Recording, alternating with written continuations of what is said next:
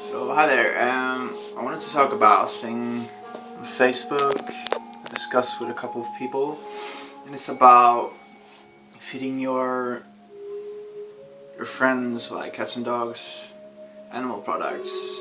And I think it's wrong, obviously, because it's supporting the same industry, so it doesn't matter if you eat it or your friends eat it.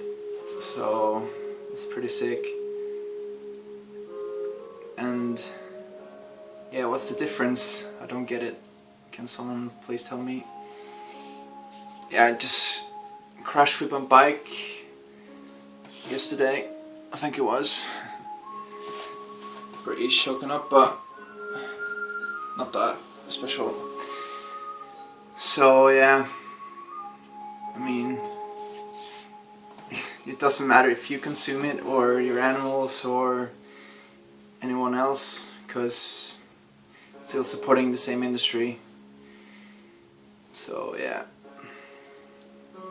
go vegan, you and your friends.